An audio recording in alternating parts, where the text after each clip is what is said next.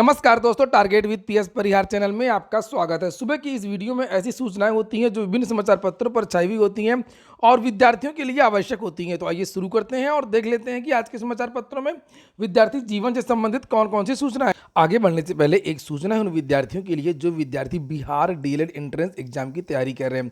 वे सभी अभ्यर्थी चक्षु प्रकाशन की इस बेस्ट बुक को ले सकते हैं, जिसे आप लोग यहाँ पर देख सकते हैं। काफ़ी अच्छी पुस्तक है बिहार डीएलएड एंट्रेंस एग्जाम का जो पैटर्न है, जिसमें 120 क्वेश्चन पूछे जाएंगे और जिसका सिलेबस समान हिंदी, गणित, विज्ञान, सामाजिक अध्ययन, जनरल इंग्लिश इत्यादि है। इससे संबंधित इसमें 3000 से ज़्यादा बहुविकल्पीय प्रश्न दिए हुए हैं और इसी पुस्तक में 2 आपको सॉल्व पेपर भी देखने को मिल जाएंगे। सभी कापी किताबों की दुकानों चक्षु प्रकाशन की ये पुस्तक आपको मिल जाएगी और अगर आप लोग ऑनलाइन मंगवाना चाहते हैं तो उसकी लिंक मैंने डिस्क्रिप्शन बॉक्स में दे दी है, वहां पर जाकर के आप लोग ऑनलाइन भी मंगवा सकते हैं। बिहार डीएलएड एंट्रेंस एग्जाम के लिए यहाँ पर स्टडी गाइड आती है, जिसे आप लोग अभी देख रहे थे, और बिहार डीएलएड एंट्रेंस एग्जाम के लिए प्रैक्टिस सेट भी आता है, जिसमें 2200 से ज़्यादा बहुविकल्पी प्रश्न और 20 प्रैक्टिस सेट है। इसकी भी लिंक मैंने डिस्क्रिप्शन बॉक्स में दे दी। सबसे पहले सूचना है असिस्टेंट प्रोफेसर भर्ती की। लिखा है आयोग का तो पता नहीं है, भर्ती पर करेंगे मंथन। एक और उत्तर प्रदेश उच्चतर शिक्षा सेवा आयोग का कोरम पूरा नहीं है, तो दूसरी ओर उत्तर प्रदेश शिक्षा सेवा चयन आयोग अभी अस्तित्व में नहीं आ सका है।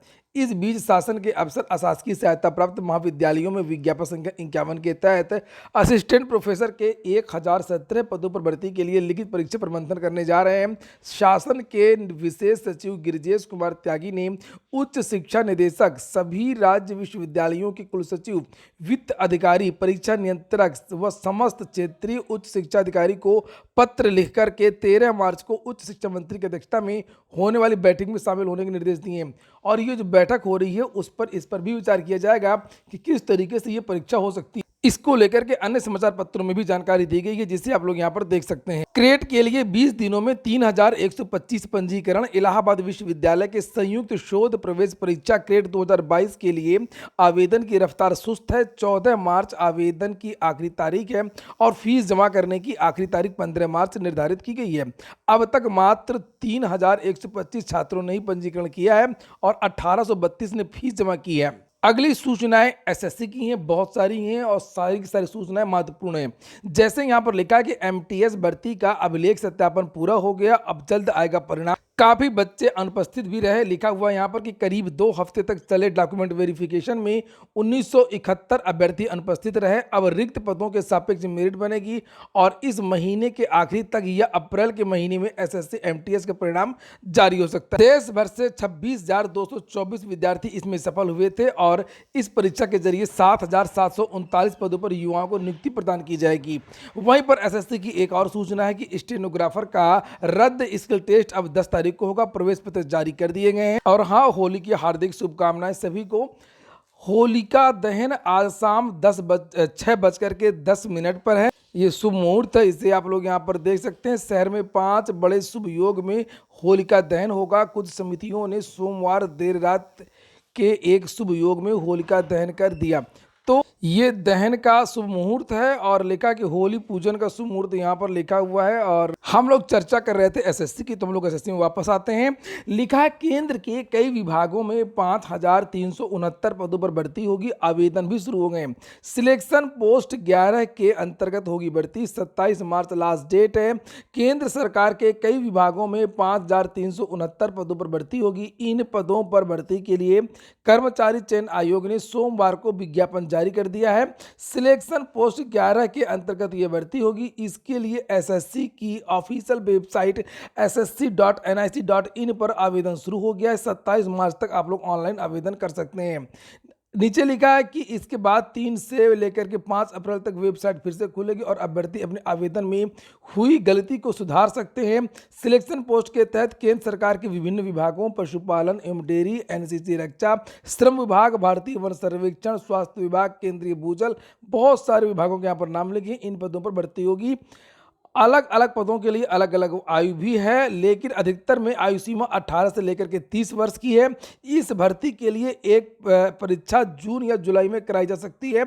1 घंटे की परीक्षा होगी, उसमें 100 प्रश्न करने होंगे। 200 अंकों की परीक्षा में निगेटिव मार्किंग भी होगी। परीक्षा का सिलेबस नीचे लिखा हुआ है। वीडियो को आजकल आप लोग लाइक नहीं करते हैं, वीडियो को लाइक अवश्य कर दिया करें। और जो छात्र नए हों तो इस चैनल को सब्सक्राइब कर लें, ताकि आप लोगों को UP SSSC, UPPSC, SSC, railway इत्यादि भर्तियों के बारे में सबसे पहले और ऑथेंटिक जानकारियां मिलती रहें।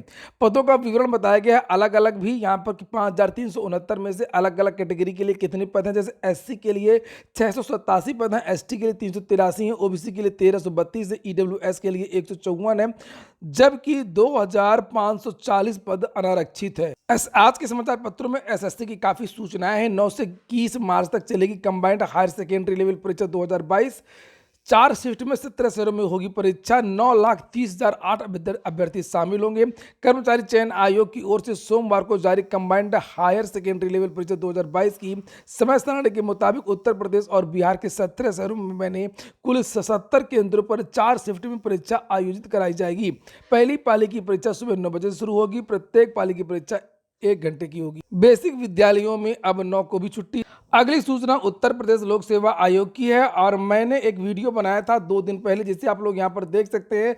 इसमें मैंने ये बताया था आप लोगों से कि पीसीएस का जो विज्ञापन है वो गलत जारी हुआ है, या तो इस विज्ञापन को रद्द करना पड़ेगा या शुद्धि पत्र जारी करना पड़ेगा। ये देखिए लिखा पीसीएस विज्ञापन आधा अधूरा और गलत भी है। पद कम तो है लेकिन कंपटीशन कम है। ये मैंने एक वीडियो बनाया था जिसे लगभग 22,000 लोगों ने देखा था। मैंने आपको सबसे पहले ये जानकारी दी कि पीसीएस का जो नोटिफिकेशन जारी हुआ है वो गलत है। ये जो पॉइंट नंबर 9 नोटिफिकेशन में दिया हुआ है, यहाँ पर लिखा हुआ है कि अगर आप लोग वैकल्पिक विषय का उल्लेख नहीं करेंगे आवेदन पत्र में, ये देखिए लिखा हुआ है, उसमें कई चीजें हैं। अगर ये निर्धारित प्रारूप नहीं रहेगा, फलाना नहीं रहेगा, ढिमाका नहीं रहेगा, और नीचे यहाँ पर लिख दिया कि आवेदन पत्र में वैकल्पिक विषय अगर आप नहीं लिखेंगे तो आपका जो अभ्यर्थन है नीचे लिखा वो निरस्त कर दिया जाएगा। तो ये देखिए लिखा है अभ्यर्थन, ये देखिए लिखा है हस्ताक्षर नहीं होगा और वैकल्पिक विषय नहीं लिखेंगे तो आपका अभ्यर्थन निरस्त कर दिया जाएगा। तो इसी को लेकर के मैंने सबसे पहले आप लोगों को अवगत कराया था कि जो नोटिफिकेशन ये गलत है, इसमें इनको या तो शुद्धि पत्र जारी करना होगा या तो नोटिफिकेशन दोबारा जारी करना होगा। फिलहाल ये शुद्धि पत्र इन्होंने जारी कर दिया है और इनको जानकारी मिल गई।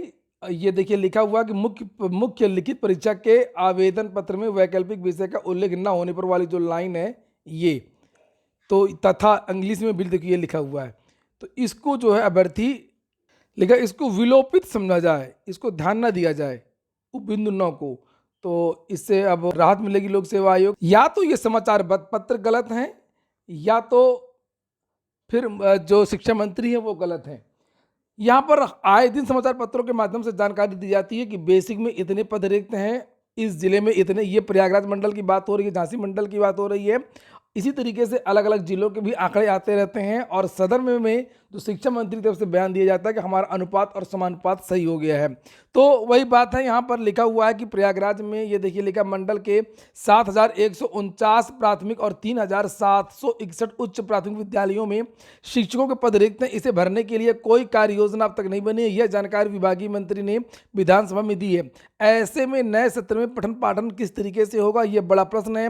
बेसिक जिलाधिकारी प्रवीण कुमार तिवारी ने बताया है कि प्रयागराज मंडल में प्राथमिक विद्यालयों में शिक्षकों एवं शिक्षा मित्रों को सम्मिलित करते हुए अनुपात सही कर दिया है, 1:27 है, और उच्च प्राथमिक विद्यालयों में अध्यापकों एवं अनुदेशकों को सम्मिलित करते हुए जो अनुपात हो 1:39 का है। शिक्षकों की संख्या के बारे में यहाँ पर नीचे लिखा हुआ है कि उच्च प्राथमिक विद्यालयों में पदोन्नति के संबंध में उच्च न्यायालय में याचिका विचाराधीन होने के कारण पदोन्नति प्रक्रिया लंबित है और जब तक कोई निर्णय नहीं होगा तब तक शिक्षकों की संख्या नहीं बढ़ाई जा सकेगी। तो ठीक है दोस्तों, ये हो गया आज का वीडियो आपको अच्छा लगा हो कि काम को तो लाइक अवश्य कर दिया करें। पूरा वीडियो सुनने के लिए बहुत बहुत धन्यवाद।